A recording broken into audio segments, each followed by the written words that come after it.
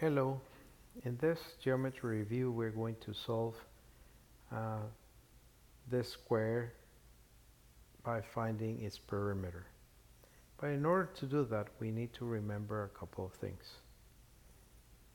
When we draw a diagonal in a square, what we are creating is a right triangle,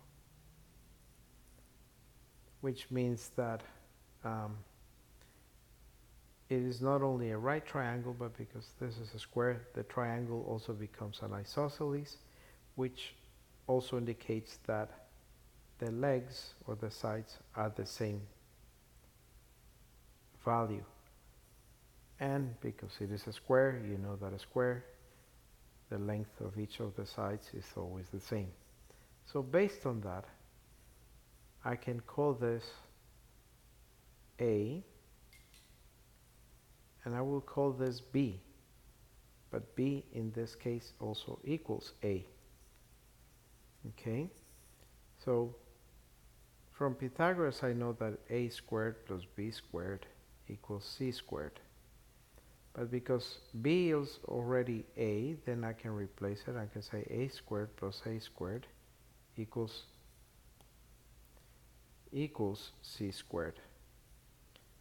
So that means that 2A squared equals C squared. And A squared equals C squared over 2. So I know that C squared, or C is actually this value here, so I'm going to move it to the side for a second. So C squared has to be the same as 6 times the square root of 3 squared, and that means 36 times 3, which is 108.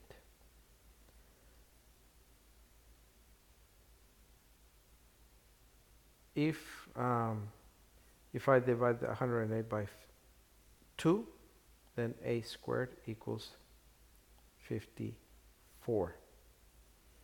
Therefore, using the calculator, my value would be 7.35. So A equals 7.35. But because each of the sides is the same, then I can take this value and multiply it by 4. So 7.35 times 4 is 20, carry 2, is 12 and 2, 14, carry 1. So the final answer is 29.40. This is a straightforward problem. It's not too complicated. All you have to remember is that the sides of a square have the same length, and basically that they will repeat themselves when you apply them in the Pythagorean theorem. I hope you enjoyed this, and we'll see you with the next problem. Bye.